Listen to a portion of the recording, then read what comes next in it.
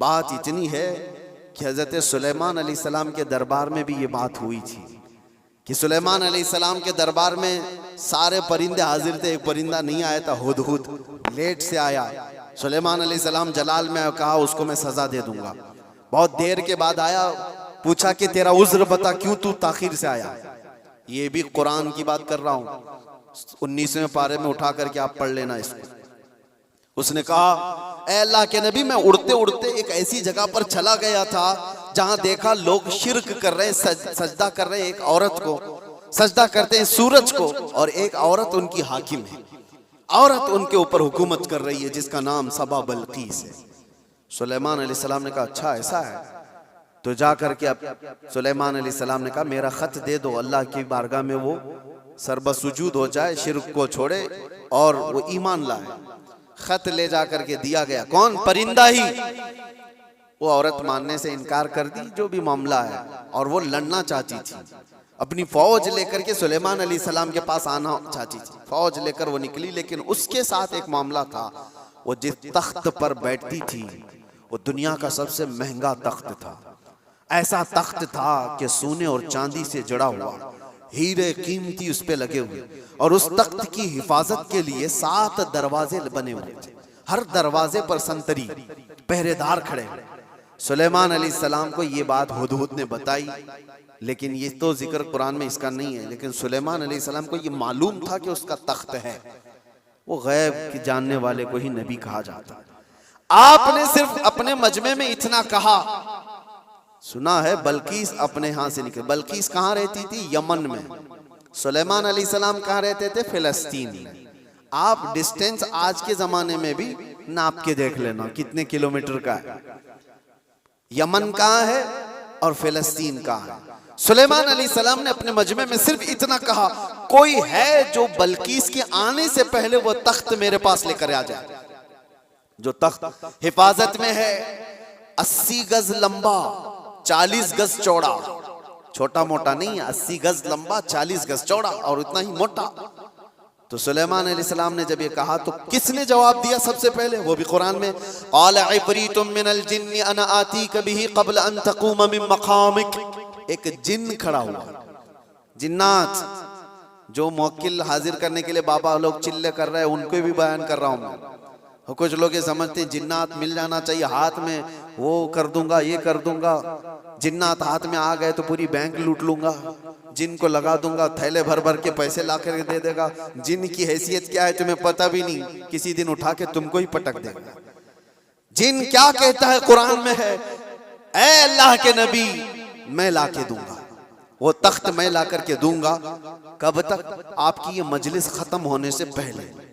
अभी अगर मजमे में कोई मुझसे कह दे कि जुम्मा की आपका बयान होने से पहले मैं एक काम कर दूंगा, तो आपको समझ में आ जाएगा कितना टाइम है। बस 4-5 मिनट की बात होगी। उस जिन ने कहा, अच्छा ये सुनने के बाद आपको भी लग रहा होगा जिन ने कहा है तो ठीक है, ला के दे सकता है। जिन्नात की ताकत सबके दिमागों में बैठी हुई है।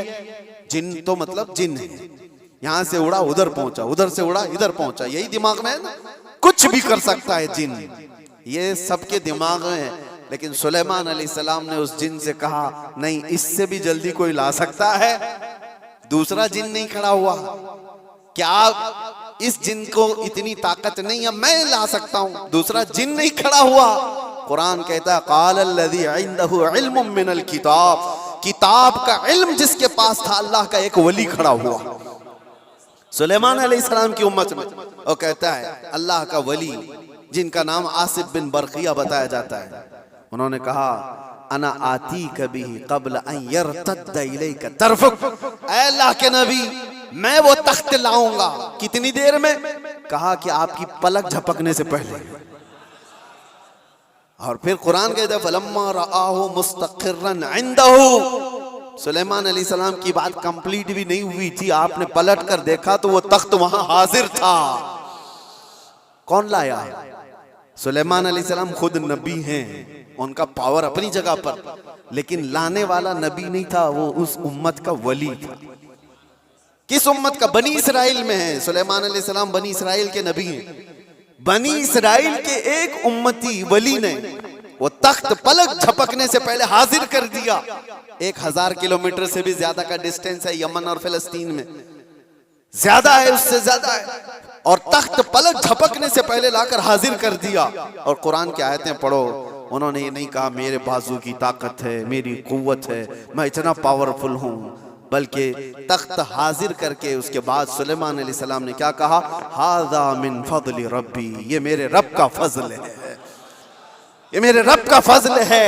अब तवज्जो चाहता हूं, सुलेमान अलैहिस्सलाम के उम्मती, बनी इस्राइल के वली, उनको ये ताकत है, उनको ये ताकत है कि वो यमन से फिलिस्तीन में पलक झपकने से पहले तख्त ला सकते हैं। तो बहरहाल सुलेमान अलैहिस्सलाम से कई दर्जे अफजल मोहम्मदुर रसूलुल्लाह हैं, बनी इस्राइल से कई दर्जे अफजल उम्मत मोहम्मदिया है। बनी इस्राइल के वली का मकाम जहां तक नहीं है, उससे कई दर्जे अफजल रसूलुल्लाह की उम्मत के वली का मकाम है। और आम वली की बात नहीं, वलियों का वली और सुल्तानुल औलिया गौसे पाक का मकाम कुछ और है। फिर बगदाद से जब वो ये कहते हैं कि मैं मगरिब में हूं और मेरा मुरीद मशरिक में हो और उसका सतर खुल जाए तो मैं यहीं से उसको छुपा दिया करता हूं, तो ये बात कोई गलत नहीं है। अल्लाह ने उनको वो मकामात अता किए हैं। गौसे पाक ने इसीलिए तो कहा था अपने कसीदे में, रअयत नज़रतु इला बिलादिल्लाहि जमअन का खरदलतिन अला हुक्म इत्तिसाली, मैं अल्लाह के सारे शहरों को ऐसे देखता हूँ जैसे राई के दाने को अपने हथेली में देखता हूँ। हाँ, ये कुरान से मैंने बताया है, लफाजी नहीं है। जो कहते कहानियां हैं, वो कुरान भी तो पढ़ करके देख लें। कुरान पढ़ने के बाद उन्हें समझ में आ जाएगा कि वली की ताकत क्या होती है, वली की करामत क्या होती है। करामतों का मुनकिर ये कुरान का मुनकिर है। अल्लाह उनको हिदायत अता फरमाए और हमें हमेशा औलिया के कदमों से वाबस्ता रखे। आज हम करामत देखने के चक्कर में नहीं घूमे। मैं ये भी बात बता दूं, आप ये मत सोचो कि मुझे यहाँ करामत दिखना चाहिए, वहां करामत दिखना चाहिए। आप करामत देखने के चक्कर में इधर उधर ना जाओ, आप वलियों के तकवे देखने के लिए घूमते रहो, वलियों की शरीयत पर अमल को देखते रहो, ताकि तुम्हारे अंदर भी वो तकवा आ जाए, तुम्हारे अंदर भी वो अमल आ जाए। हाँ, बस आखिर बात ये है कि हम दुआ यही करते हैं कि इन औलिया के दामन से वाबस्ता रहें, जिंदा भी इनके कदमों में रहें और मरें तो इनके आसपास रहें। ये तमन्ना है। क्यों? इसलिए कि पता है हम बैठे हुए हैं, किसी जगह गए हैं, कहा मुफ्ती साहब आए हैं, भीड़ भाड़ बहुत थी और लोग ला करके गर्मी की वजह से पंखा लगा दिए, पंखा चल रहा है, हवा तेज आ रही है। किसके लिए लगाया? हमारे लिए लगाया। लेकिन आसपास बैठे हुए सब हवा खा रहे हैं। उनके लिए लाया नहीं गया था पंखा, हमारे लिए लाया गया था। लेकिन पंखा ऐसा नहीं है कि एक ही जगह फेंक रहा है हवा, बल्कि आसपास जो बैठे हुए हैं वो भी गर्मी से जो बेहाल थे अब बाहाल हो गए, उनको भी हवाएं मिल रही है। यही बात है, औलिया के आस्थानों के पास जाने से अल्लाह की रहमतें झमाझम बरस रही होती हैं। हम गुनहगारों पर भी वो छींटे पड़ जाते हैं और हमारा दिल भी चमकने लग जाता है। अल्लाह तबारक व तआला हमें तकवा अता फरमाए। औलिया कामिलीन के वास्ते अल्लाह तबारक व तआला आखिरत में हमारी मग़फ़िरत फरमाए।